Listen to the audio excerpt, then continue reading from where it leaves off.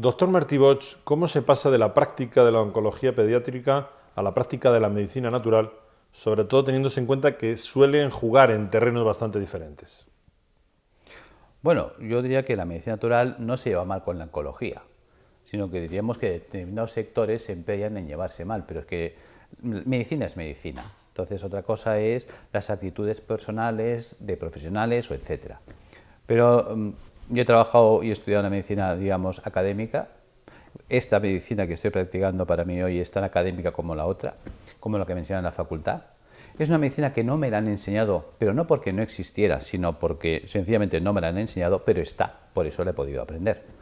Entonces, ¿qué es lo que te hace llevar, qué te hace pasar de una medicina a otra? No es que pases, es que realmente cuando estás en una planta de hospital viendo a niños tratados con quimioterapia, devolviendo, encontrándose fatal, pidiéndote a gritos que no le pongas la quimioterapia, que no la quieren recibir, que la rechazan de plano por lo mal que se encuentran después, no me hagas esto, Alberto, no me hagas esto. Entonces te sientes como diciendo, ¿qué le estoy haciendo a este niño? Cuando la intención es que el niño vaya mejor. Queremos ayudarle a curar, a superar una leucemia, a superar un linfoma, a superar un sarcoma. Y te das cuenta que realmente el sufrimiento al que le sometes es enorme. Entonces te planteas de qué forma podemos ayudar a este niño a que sufra menos y que tenga el máximo beneficio posible del tratamiento que estamos haciendo.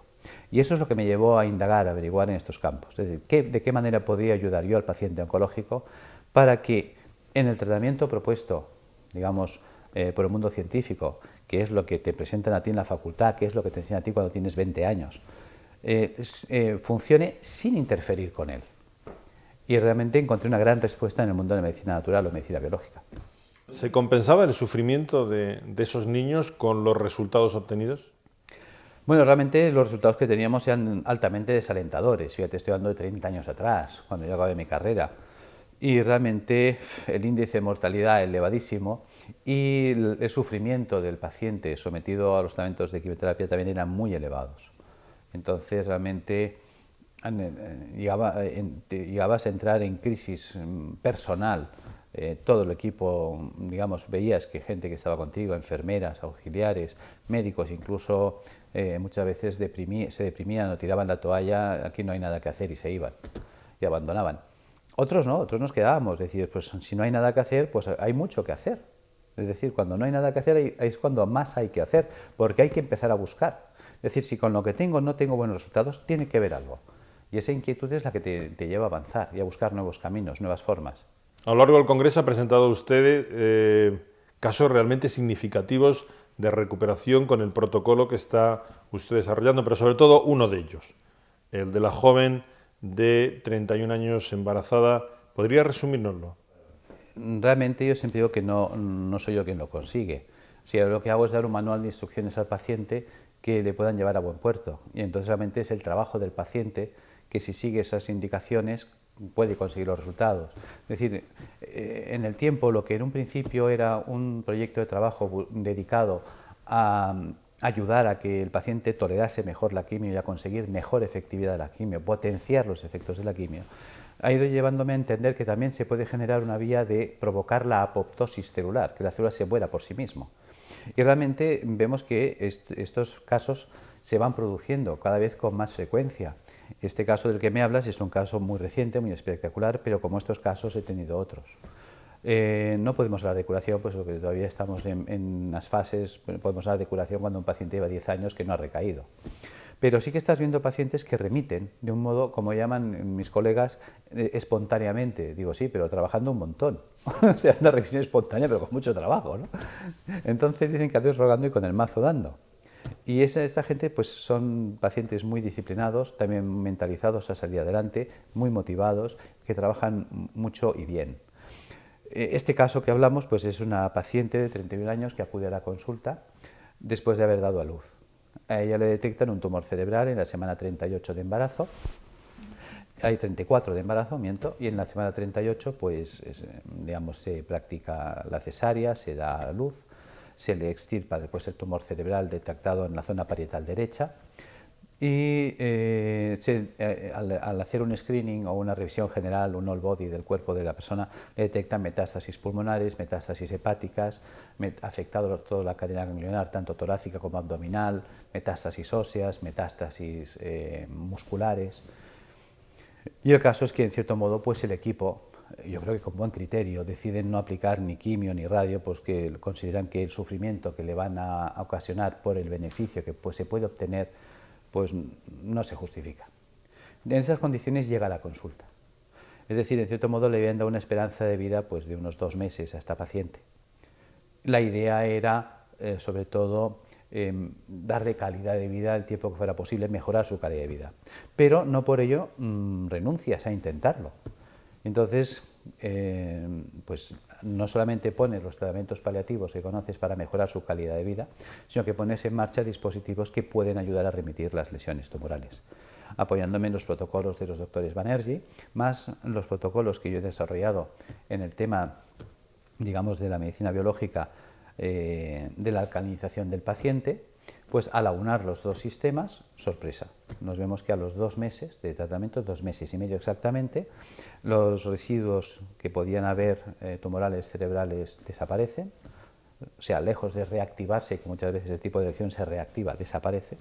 Las lesiones metastásicas pulmonares y hepáticas también desaparecen, los ganglios también remiten y las lesiones musculares y óseas entran en una remisión del 50%. Con lo cual, la calidad de vida de la paciente ha mejorado mucho y la esperanza de vida también. Y esto es simplemente lo que llamaríamos con tratamiento de medicina biológica.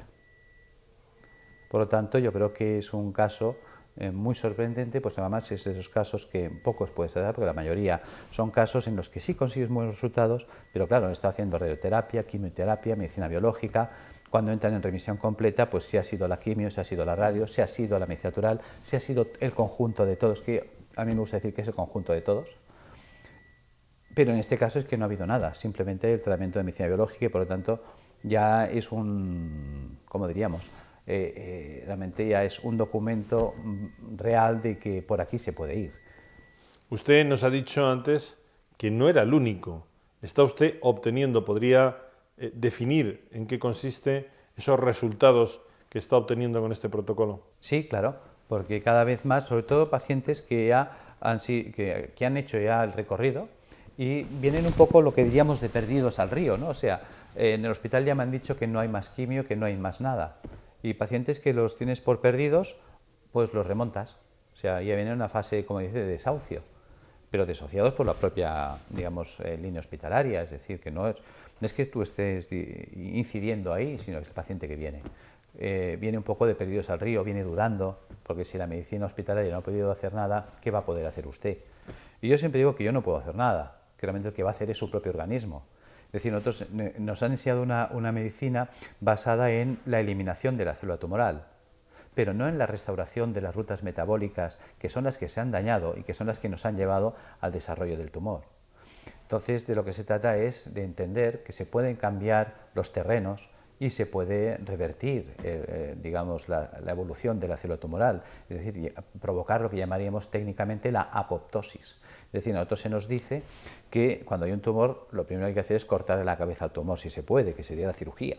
En caso de no poderse cortar la cabeza, de no ser quirúrgicamente tributario el tratamiento, pues se puede plantear la radioterapia a la hoguera, o sea, quemar el tumor, achicharrarlo.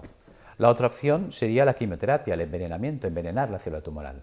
Y si la quimioterapia falla, la cirugía falla y la radioterapia falla, pues ya no hay nada más que hacer. Entonces, nosotros estamos en la cuarta vía. O sea, nos planteamos en la idea de que si analizamos el contexto, decapitación, hoguera, envenenamiento, estamos en el siglo XII. Realmente no hemos avanzado, podemos dar un cuarto paso. Y además tampoco nos hace falta, no hay que ser peyorativos con el siglo XII. ¿Qué se hacía en el siglo XII cuando tenías un enemigo difícil de batir? Pues el sistema era acorralar al enemigo, quitarle el agua y quitarle la comida. Y sin agua, sin comida, esperar, el asedio. Entonces, fíjate que esto ha funcionado toda la vida, el asedio. Ya Numancia fue la explicación del siglo I, creo que es, del asedio, ¿no? Por lo tanto, se me ocurre la idea entonces de plantear este sistema. Es decir, ¿cómo vive la célula tumoral? ¿Cómo vive la célula sana? Resulta que la célula sana vive en un medio alcalino. La célula sana vive en un medio lleno de oxígeno. La célula sana utiliza poco sodio para vivir y la célula sana utiliza proteínas levógiras giradas a la izquierda, que son estables en un medio alcalino. Resulta que el paciente que desarrolla un proceso oncológico vemos que entra en acidosis metabólica, es decir, el terreno se acidifica enormemente, los terrenos por culpa de esa acidificación entran en hipoxia, lo cual lleva a la célula sana a tomar una decisión, o muta o muere. Una célula que se quede hipóxica, si muere, va a desarrollar enfermedades tipo, por ejemplo, si se me mueren las células del cerebro, haré un Alzheimer, o si se me mueren las células de la base del cerebro, un Parkinson. ¿Ves? Si por ataque ácido se me destruyen la mielina de los nervios, pues haré una esclerosis múltiple. ¿Ves? Si por ataque ácido se me mueren las células de la mama, pues haré un fibroma. ¿Ves? Un tejido de células muertas es un tejido fibroso. Pues entonces haré un fibroma mamario o haré un fibroma uterino, un fibroma de próstata. A nadie le preocupa un fibroma. ¿Por qué? Porque son células muertas. Pero claro, si se me mueren las células del pulmón, haré una fibrosis pulmonar y eso es letal. O si se me mueren las células del hígado, haré una fibrosis hepática o cirrosis, también es letal. Si se me mueren las células del riñón, lo mismo. ¿Ves? Una opción de esa célula antes de morir sería intentar sobrevivir y un mecanismo de supervivencia sería la mutación celular. ¿En qué consistiría la mutación? Sabemos que a través del ciclo de Krebs la célula consigue energía por oxidación para generar ATP, que es la molécula base de la energía celular. Pero si una célula se queda sin oxígeno o no le llega oxígeno suficiente, tiene la capacidad de activar la ruta del pirúvico para que mediante la glicólisis y el pirúvico obtener ATP, ácido láctico y alcohol. ¿Ves? Por lo tanto, la célula tiene esa capacidad de reabrir una ruta anaeróbica para vivir. Y es lo que hace la célula tumoral. Ella se vuelve anaeróbica y empieza a subsistir en el medio ácido. ¿Qué ocurre? Que su entorno es tan ácido que entonces ella tiene que ser muy alcalina en su citoplasma para poder aguantar el entorno ácido. Es cuando empieza a cargar sodio de un modo desmesurado para ser muy alcalina en su interior. Entonces tenemos que la célula tumoral consume mucho sodio. Y luego entonces ella empieza a utilizar una proteína que llamaríamos nosotros anómala, que es la proteína dextrógira, que esa es estable en un medio ácido. Porque le hemos dicho que la levógira en un medio ácido degrada. ¿Ves? Por lo tanto, ya hemos encontrado la ruta de vida de la célula tumoral. ¿Cuál es? La célula tumoral para vivir, la célula oncológica para vivir necesita un medio ácido, un medio sin oxígeno porque es anaeróbica, un medio cargado de sodio y proteínas dextrógiras. ¿Qué se me ocurre? Alcalinizar al paciente, erradicar los ácidos que se han acumulado en su organismo. Segundo, darle dietas hiposódicas. La dieta hiposódica, fíjate que se la proponemos al paciente que es hipertenso, o al paciente que está mal del riñón, o al paciente que está mal del corazón. ¿Por qué no proponer una dieta sin sodio al paciente oncológico? No se hace. Entonces, aportar la idea de dar dieta hiposódica. Aportar al sistema enzimas proteolíticos de acción selectiva, una enzima que destruya las proteínas dextrógiras, no así las levógiras. Si yo le destruyo las proteínas dextrógiras, acabo de dejar a la célula tumoral sin comida.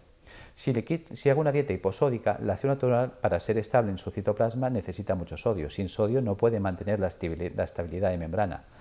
Si le quito los alcalinos y los ácidos, ella se encuentra en un medio alcalino, donde además empieza a llegar oxígeno, y el oxígeno es tóxico para las células anaeróbicas.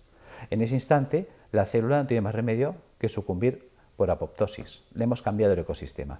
Y esto está dando un resultado brillante. Es lo que estamos viendo en estos momentos, que por eso cada vez esos casos que estamos viendo son más, digamos, más abundantes.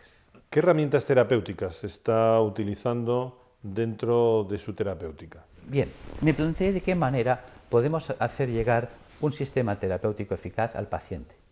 Porque el paciente ya tiene bastantes problemas con su enfermedad, como para que nosotros le generemos más problemas. Hay que simplificar su vida y simplificar sus medios.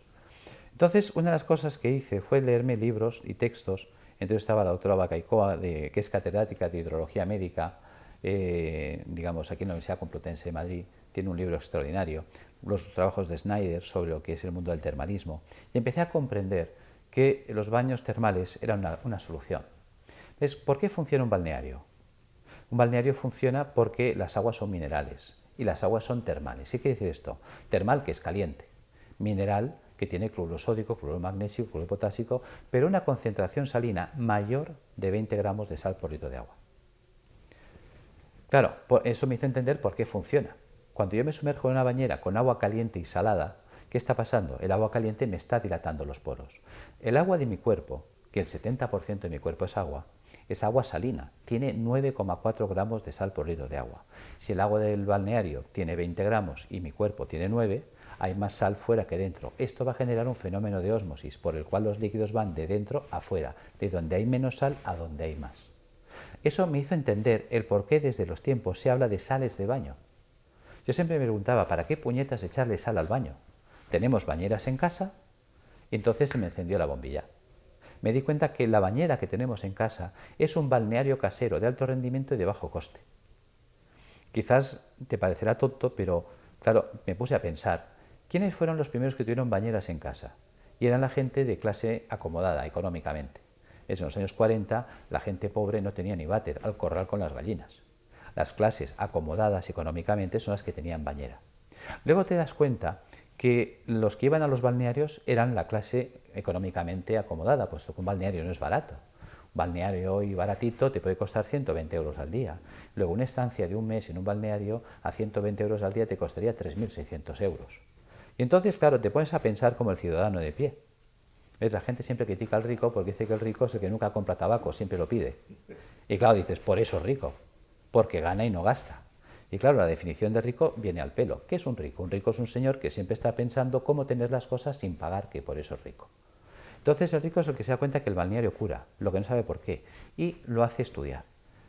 Entonces le cuentan que el balneario cura porque las aguas son termales. Dice, bueno, pues que me pongan un termo en casa. Las aguas son minerales. Dice, ¿qué mineral tiene y cuánto tiene? Coge un químico, analiza y este le da esta solución, que el agua del balneario tiene 20 gramos de sal por litro de agua. Vale. Dice, pues que me haga una bañera en casa que llenada hasta la mitad cubique 100 litros. Las bañeras estándar cubican 100 litros llenadas hasta la mitad. Claro, y en todas las casas hay bañeras. Es rara la casa que no tiene bañera. Pues le dices al paciente, ponga usted 2 kilos en la bañera. ¿Por qué 2 kilos? Porque si yo pongo 2 kilos son 2.000 gramos. Si yo pongo 2.000 gramos en 100 litros de agua, tacho 2 ceros, 20 a 1. Ya tengo un gradiente osmótico. El agua caliente del termo, el agua termal, el agua caliente dilatará mis poros. ¿Qué interés tiene que la bañera cubique 100 litros hasta la mitad? Sencillo, cuando yo me meta en la bañera, por el principio de Arquímedes, el nivel del agua subirá. Si fuera hasta arriba, se desbordaría. ¿Entiendes entonces lo que es la bañera? La bañera es un seguro de vida que nadie nos ha enseñado a usar. Cuando yo abro los poros, por la piel transpiro, elimino carbónico, CO2, por la piel saco grasas, colesterol, ácidos grasos, por la piel saco amoníaco, urea, ácido úrico. Entonces es un mecanismo de alcalinización rápida. Decirle al paciente que se meta en la bañera con el agua caliente agradable, que no queme, y 2 kilos de sal. 1 kilo de sal vale 15 céntimos. ¿Y 2 kilos? 30 céntimos. 30 céntimos por 30 días, 9 euros. Si le ponemos quizás, pues qué sé yo, el gasto de la luz o del gas para calentar el agua y el agua, pues ¿qué nos iremos? ¿A 20 euros al mes? Frente a los 3.600 que nos costaría, pues claro, esto y aparte es alcanzable. La gente en su casa se puede meter en la bañera. Segundo, observamos que siempre nos habían aconsejado los viernes no comer carne, sí, pero nunca nos habían dicho por qué hay que comer carne, por qué hay que hacer un día de ayuno. Te lees entonces a Galeno y lo entiendes. Resulta que Galeno es un hombre que entiende que hay que depurar el cuerpo y proponía las dietas de ayuno, proponía las dietas vegetarianas, es decir, la cura del limón, la cura de la cebolla, la cura de la uva. Todo eso ya viene de la época de los romanos. Es decir, cuando estabas enfermo a comer uva. Pero fíjate que en cierto modo es esto. Te das cuenta que ensalada, bistec y fruta. Si quitamos el bistec, ¿qué nos queda? Ensalada y fruta. ¿Ves? El 95% de la fruta y la verdura que es agua. Aquel que está a fruta y verdura limpia los filtros. La historia enseña, los reyes inventaron la bula para no comer carne. Entonces ellos comían carne, luego ellos no limpiaban los viernes, ellos no limpiaban nunca los filtros. Pulmón, hígado y riñón son filtros que están filtrando la sangre 24 horas al día, durante toda nuestra vida. Un filtro que está haciendo su trabajo se obstruye, se tapa, se ensucia. A todo el mundo nos dice que cuando el filtro del coche está sucio hay que cambiarlo, pero a nadie nos dice que cuando el filtro del cuerpo, un pulmón, un hígado, el riñón está sucio, que no hay que hacer nada. Estos son los responsables de la retención de ácidos en el cuerpo. Ahí es cuando utilizo la unión de la dieta y las plantas. Me doy cuenta que la dieta vegetariana nos va a ayudar a limpiar los filtros, nos va a ayudar a limpiar pulmón, hígado y riñón. Si yo junto a este sistema las plantas, ¿ves? Hay plantas que limpian el pulmón, tomillo, gordolobo, llantén. Hay plantas que me limpian el hígado, pues la alcachofera, el diente de león, el boldo, el desmodium. Hay plantas que me limpiarán el riñón, el té verde, la cola de caballo, la arenaria. Bien, pues yo puedo coger, por ejemplo, un tomillo, una alcachofera y un té verde. Ya tengo una planta de cada filtro. Cuando esta persona está comiendo vegetariano y además toma esas plantas, estamos potenciando la limpieza de los filtros. Entonces ya tenemos que nos ayuda a eliminar ácidos por vía hepatorrenal y pulmonar y nos estamos ayudando a eliminar ácidos por vía percutánea a través de los baños de ósmosis. Ahí tenemos la alcalinización. Podemos mejorar el rendimiento funcional de pulmón, hígado y riñón. Sabemos que la vitamina B, por ejemplo, es diurética. Cuando tomas vitamina B verás que inmediatamente la orina se vuelve muy amarilla porque se excreta por riñón, pero es que activa la función renal. Cuando tomas vitamina B orinas más. La vitamina B es hepatoprotectora, mejora la coléresis, la eliminación del colesterol. La vitamina B también tiene más funciones, es antineurítica, es antianémica, mejora la conducción a nivel de placa motora